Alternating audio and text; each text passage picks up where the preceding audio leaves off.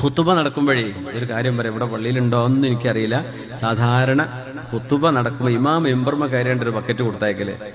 ദയവ് ചെയ്ത് കമ്മിറ്റിക്കാർ ശ്രദ്ധിക്കുക. ജുമുഅ തുടങ്ങിയ പിന്നെ അവന്റെ വാച്ചോ ഫോണോ പോലെ തൊട്ടാൽ ഫഖദ് ലഗാ, ജുമുഅന്റെ ഖുതുബയുടെ പുണ്യം ഒക്കെ നഷ്ടപ്പെട്ടു. ലഗവ് ചെയ്തു. മൻ മസ്സൽ ഹസ്വ ഫഖദ് ലഗാ. അപ്പൊ പിന്നെ എങ്ങനെ പോക്കറ്റിൽ നിന്ന് പൈസ ഒക്കെ എടുത്തിട്ട് ബക്കറ്റ് കിട? അത് ലഘുവല്ലേ? അതുകൊണ്ട് പള്ളിയിൽ പിരിവ് വേണോ, ഒന്നുകിൽ ഖുതുബ തുടങ്ങിയിട്ട് മുമ്പ് നടത്തണം ബക്കറ്റ് കൊടുത്തയക്കലൊക്കെ. ഇല്ലേ ജുമുഅ ഖുതുബ കഴിഞ്ഞ് നിസ്കാരം കഴിഞ്ഞതിന് ശേഷം.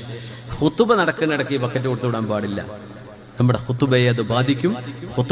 ഖുതുബ തുടങ്ങിയാൽ പള്ളിയിലെ കല്ല് തൊട്ടാൽ മൻ മസ്സൽ ഹസ്വാഫ, അന്ന് പള്ളിയിൽ ടൈലില്ല, കാർപ്പറ്റില്ല, ചരൽക്കല്ലാണ്. തങ്ങൾ പറഞ്ഞു ആ കല്ലിൽ ഒരാൾ തൊട്ടിങ്ങനെ കളിച്ചു എന്ന് വിചാരിച്ചു. കല്ലിൽ ഇപ്പൊ എന്ത് കളിക്കാനാ? ആ കല്ലിൽ ഇങ്ങനെ കൈയിട്ട് കളിച്ചാൽ ലഗാ, ജുമുഅയോട്